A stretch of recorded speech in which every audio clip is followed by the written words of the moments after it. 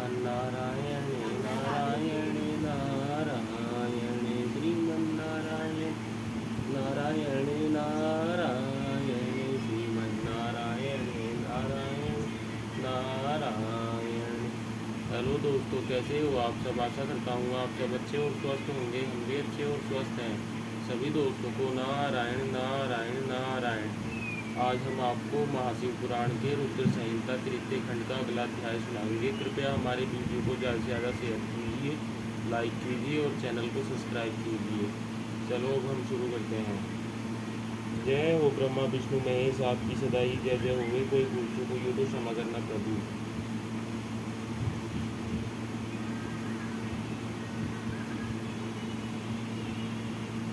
ओम नमः शिवाय, ओम नमः शिवाय, ओम नमः शिवाय। जय हो गणेश जी महाराज की जय, शिव जी महाराज की जय, माता पार्वती की जय, नंदी महाराज की जय।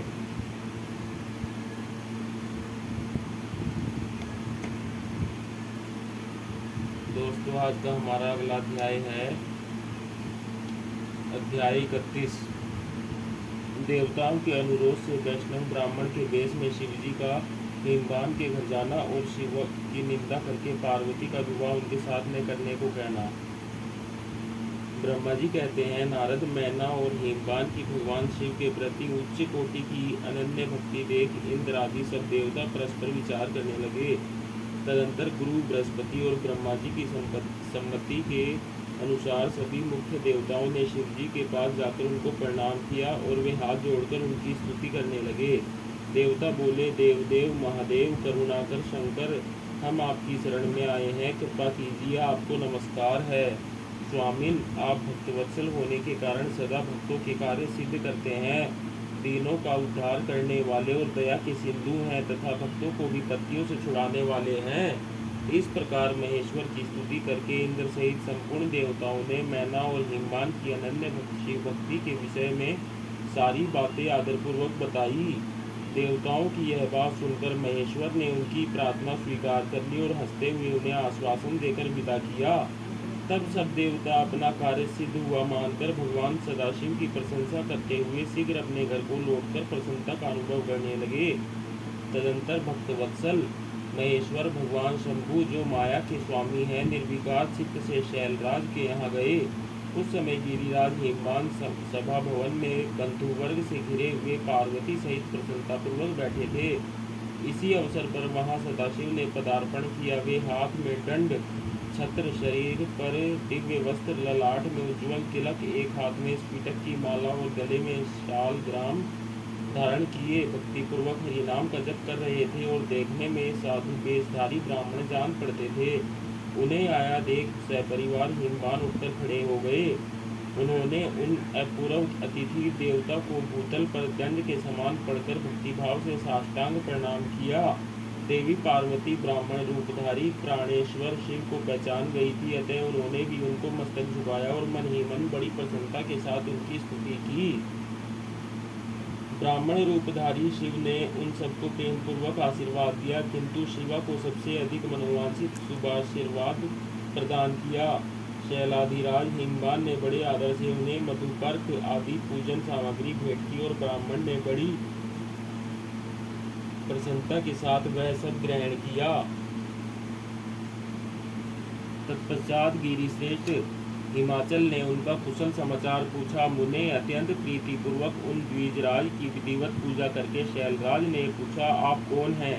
तब उन ब्राह्मण शिरोमणि ने गिरिराज से शीघ्र ही आदर पूर्वक कहा, वे श्रेष्ठ ब्राह्मण हैं।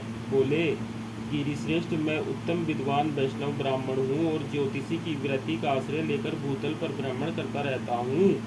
मन के समान मेरी गति है, मैं सर्वत्र जानने में समर्थ और गुरु की दी हुई शक्ति से सर्वज्ञ परोपकारी शुद्ध आत्मा, दया सिंधु और विकारनाशक हूँ। मुझे ज्ञात हुआ है कि तुम अपनी इस लक्ष्मी सरीखी सुंदर रूप वाली दिव्य सुलक्षणा अपनी पुत्री को एक आश्रय रहित संग कुरूप और गुणहीन वर महादेव जी के हाथ में देना चाहते हो। वे रुद्र देवता मरघट में वास करते, शरीर में सांप लपेटे रहते और योग साधते फिरते हैं। उनके पास पहनने के लिए एक वस्त्र भी नहीं है, वैसे ही नंग धड़ंग घूमते हैं, आभूषण की जगह सर्प धारण करते हैं। उनके कुल का नाम आज तक किसी को ज्ञात नहीं हुआ।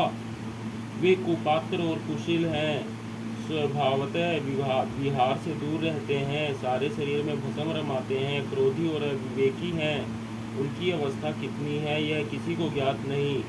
वे अत्यंत कुत्सित जटा का बोझ सदा सिर पर धारण किए रहते हैं। वे भले बुरे सबको आश्रय देने वाले, ब्राह्मणशील, नागहारधारी, भिक्षुक, कुमार्ग परायण तथा हठपूर्वक वैदिक मार्ग का त्याग करने वाले हैं। ऐसे अयोग्य वर को आप अपनी बेटी ब्याहना चाहते हैं अचल राज, अवश्य ही आपका यह विचार मंगलदायक नहीं है। नारायण कुल में उत्पन्न ज्ञानियों में श्रेष्ठ गिरिराज, मेरे कथन का मर्म समझो। तुमने जिस पात्र को ढूंढ रखा है वह इस योग्य नहीं है कि उसके हाथ में पार्वती का हाथ दिया जाए। शैलराज, तुम ही देखो, उनके एक भी भाई बंधु नहीं है। तुम तो बड़े बड़े रत्नों की खान हो, किंतु उनके घर में पूजी भाग भी नहीं है। वे सर्वथा निर्धन है। गिरिराज, तुम शीघ्र ही अपने भाई बंधुओं से, मैना देवी से, सभी बेटों से और पंडितों से भी प्रयत्न पूर्वक पूछ लो, किंतु पार्वती से न पूछना, क्योंकि उन्हें शिव के गुण दोष की परख नहीं है।